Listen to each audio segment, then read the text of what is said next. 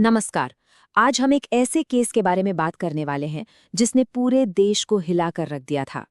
ये कहानी सिर्फ एक जुर्म की नहीं, बल्कि हमारे आज के समाज में विश्वास और सुरक्षा के जो मायने हैं, उस पर भी कई बड़े सवाल खड़े करती है। और जानते, यही बात इस पूरी कहानी का सेंटर पॉइंट है। ये सोचने पे मजबूर करती है कि भरोसा, जो किसी भी रिश्ते की बुनियाद होता है, वो आज कितना कमजोर हो गया है। लोग उसे तोड़ने से पहले एक पल भी नहीं सोचते। कहानी की शुरुआत होती है इस सीसीटीवी फुटेज से।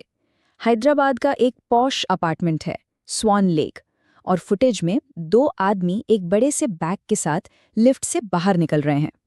कितने शांत हैं, कितने नॉर्मल दिख रहे हैं। इनके चेहरे पर कोई शिकन तक नहीं है। भला कौन कह सकता है कि ये लोग अभी अभी एक बेहद खौफनाक वारदात को अंजाम देकर आ रहे हैं? तो इस फुटेज के पीछे की कहानी क्या है? कहानी है एक परिवार की, जिनकी हंसती खेलती दुनिया बस कुछ ही घंटों में हमेशा के लिए उजड़ने वाली थी। ये था अग्रवाल परिवार।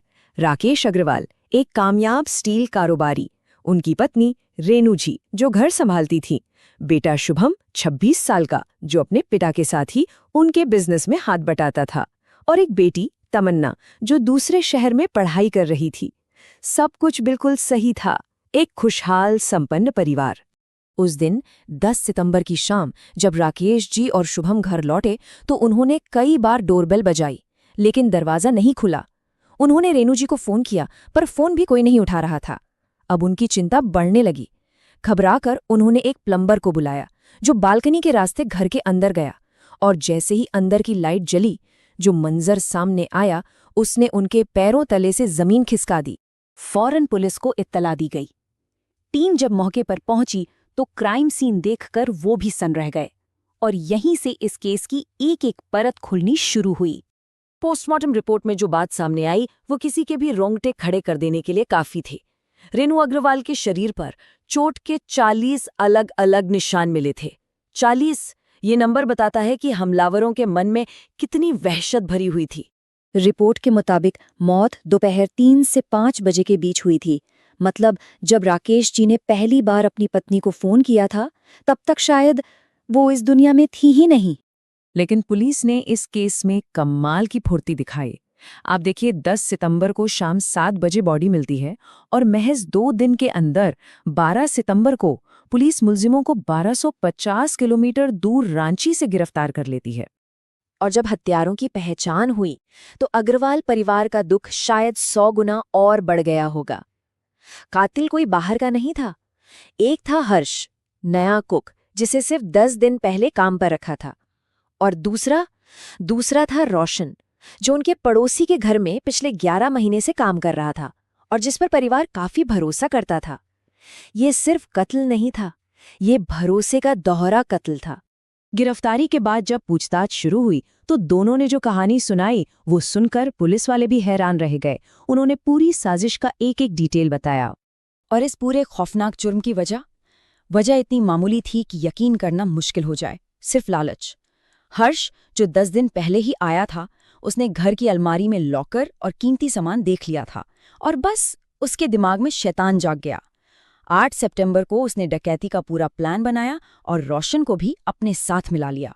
उनका प्लान बहुत ही क्रूर और सोचा समझा था। जैसे ही घर की दूसरी मेड काम करके निकली, उन्होंने रेनू जी पर प्रेशर कुकर से हमला कर दिया। उन्हें बांधा, घर का सारा कीमती सामान लूटा। जब रेनू जी ने डिजिटल लॉकर का पासवर्ड बताने से इनकार कर दिया तो उन्हें टॉर्चर किया, चाकू से वार किए, और आखिर में ताकि वो पहचाने ना जा सके उनका गला रेत दिया और सिर कुचल दिया।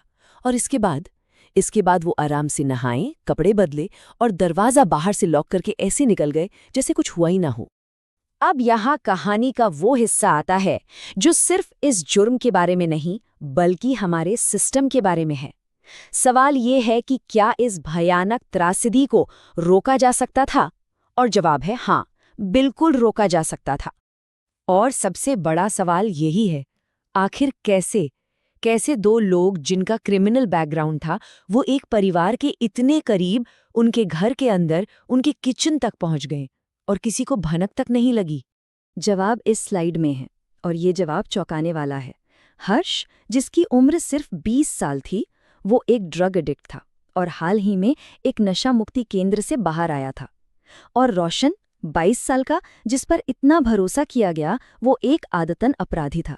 उस पर पहले से ही चोरी और हत्या की कोशिश जैसे 3 केस दर्ज थे।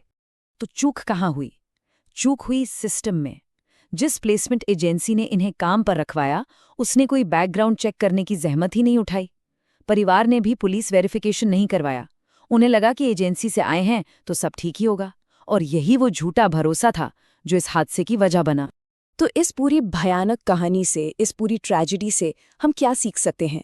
क्योंकि ये सिर्फ एक परिवार की कहानी नहीं है, ये हम सबके लिए एक बहुत ज़रूरी सबक है। देखिए, एक बात साफ कर देना बहुत ज़रूरी है। इसका मकसद हर घरेलू कामगार पर शक करना बिल्कुल नहीं है। लाखों लोग हैं जो पूरी ईमानदारी और मेहनत से काम करके अपना घर चलाते हैं।